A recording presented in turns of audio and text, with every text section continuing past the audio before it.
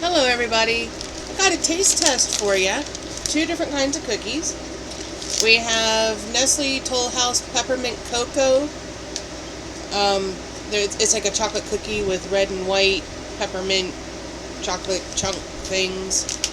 And we have Pillsbury Lucky Charms cookies. Sugar cookie dough with marshmallow bits. There's what they look like. That's the Lucky Charms. I don't know if you can see the different colored spots for the marshmallow bits. You can't see shapes or anything because they all just kind of melted and blended in. And then it's just a dark chocolate cookie with mint. And let me tell you, I can smell the mint.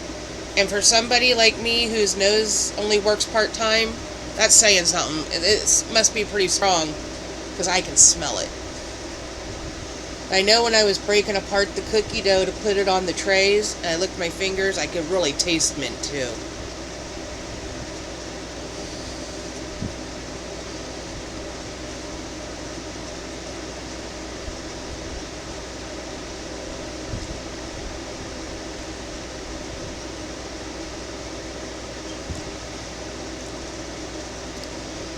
Definitely a strong chocolate flavor, but a very strong mint flavor. I'm a person who likes mint in small doses, so this is a little strong for me.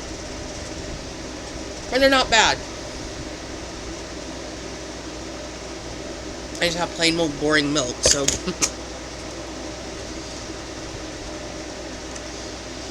These were a limited edition that were out somewhere around Christmas time.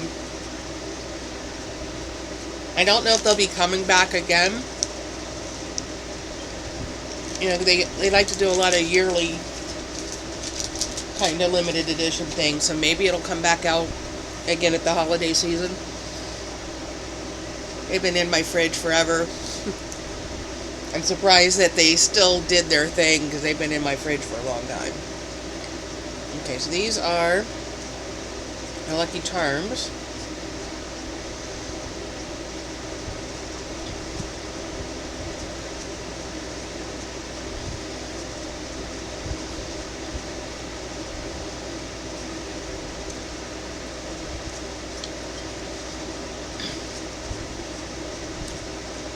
Dunking those cookies into the milk made the milk minty.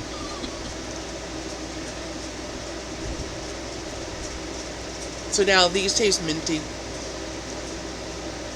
It is what it says on the package. I mean, it's a sugar cookie with like little marshmallowy bits.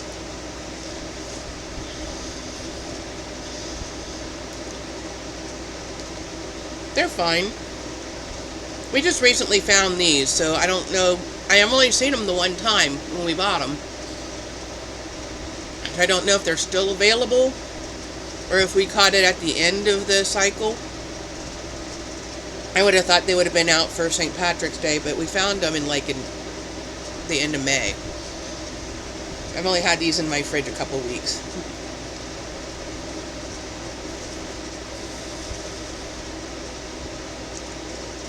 They're fine. Pretty much just a standard sugar cookie. But instead of putting sugar on top, you got the marshmallows inside. They're not like a gooey marshmallow, they're like a Lucky Charms marshmallow.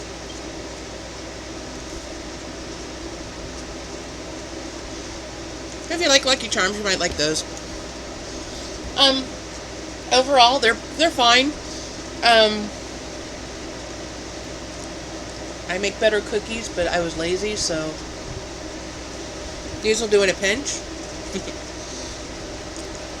I really don't have anything else for this video. Just a quick little, I wanted a snack. Those were in the fridge. Let's make a video of them before I eat them all. Kind of a deal. But, yeah, those peppermint cocoa ones are very, very, very peppermint. Everything tastes like peppermint now. Probably should have done those last. Oh well. Well, you know what they say, hindsight is 20/20.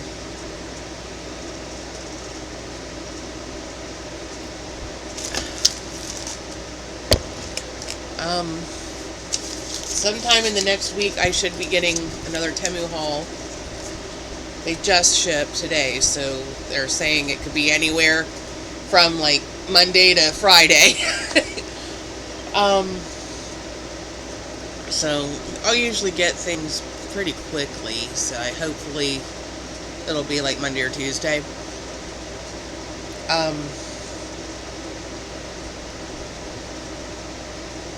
Other than that, I really don't have anything. I just ordered a book off Amazon for a reading thing, a reading book club thingy. If you follow Michael K. Vaughn, he's a booktube person, and he runs Roger's Cheap Old Book Club. And so far,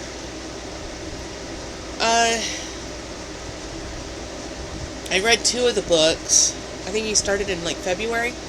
I read The Prisoner of Zenda, which was fantastic. It's a classic by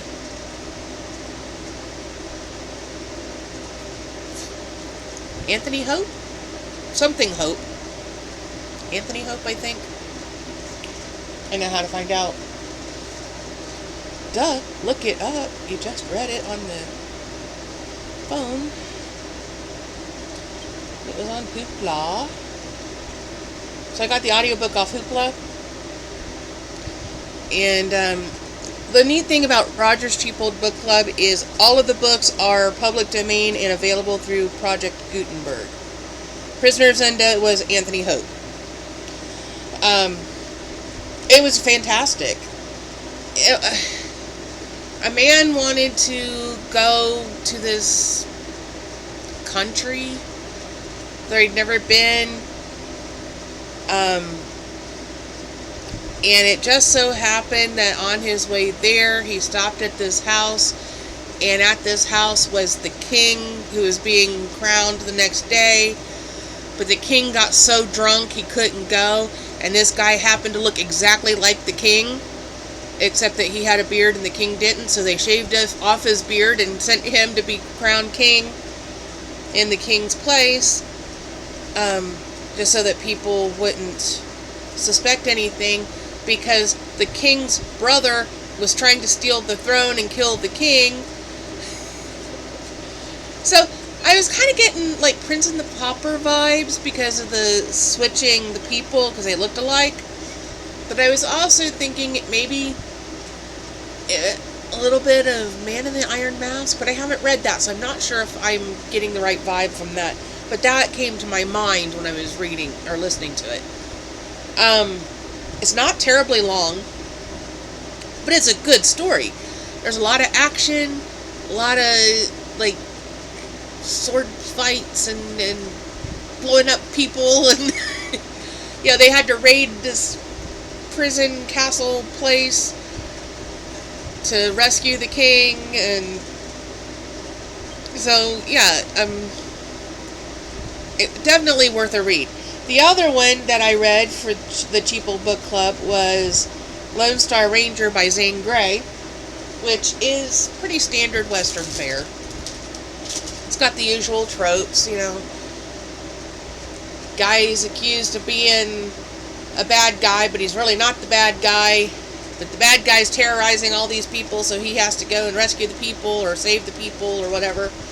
That kind of thing. But it was good. I enjoyed it. Right after it, I read a Louis L'Amour that was almost the same story. Funny enough. And I think Louis L'Amour wrote it better.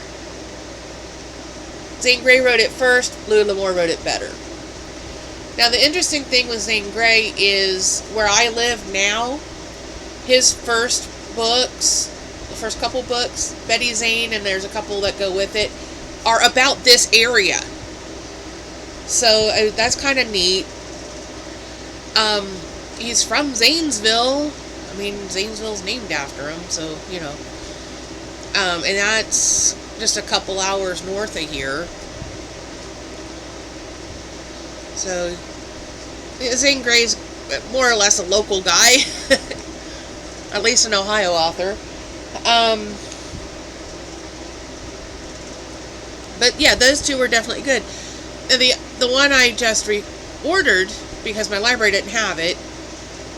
I did find an audiobook on Hoopla, which is good, but it's like a almost 20-hour audiobook. It's called The Last Man, and it's by Mary Shelley, author of Frankenstein. A lot of people don't realize she wrote several books. So I'm going to take a look at this one. I thought it sounded interesting.